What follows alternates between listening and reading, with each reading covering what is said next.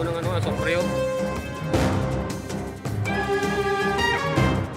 Mga kapuso, aerial survey sa craters ng Mount Canlaon, Ginpatigayon.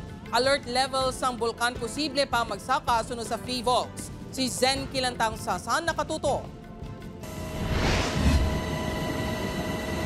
Makita sa sining video ang sitwasyon sa Mount Canlaon 3 kaadlaw matapos ini naglupok. Ini ang kuha sa Ginpatigayon nga aerial survey sang Task Force Canlaon sa bulkan kaina sang aga. Base sa initial findings, ang tanang ash emission kag eruptive activity ang halin sa summit crater. Wala naman sang naobserbahan nga fissure o kunlitik. Ang pyroclastic density current deposits ang nahamtang sa permanent danger zone. May manipis nga volcanic smog o kon sulfur dioxide nga ginbugas sang bulkan ang natalupangdan sa nasidlangan sang Canlaon.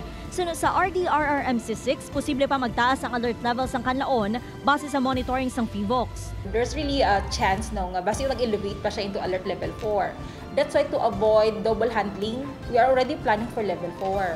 Ginapahandaan na sang task force ang mga pamilya nga maapektuhan sa tion nga i-evacuate ang mga nabilin nga residente sa 6-kilometer radius permanent danger zone.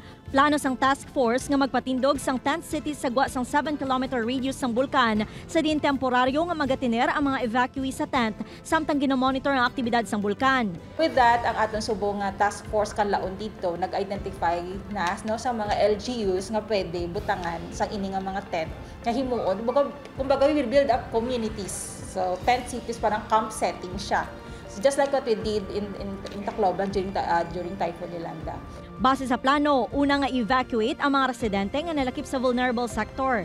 Naga-coordinate naman ang task force Canlaon sa mga apektado nga local government units agud matatap sa maayo ang evacuees kag mahatag ang ilang kinahanglanon pareho sang pagkaon, tubig kag iban pa. Upod kay Cirilo Randuque, Zen Kilantang Sasa, One Western Visayas.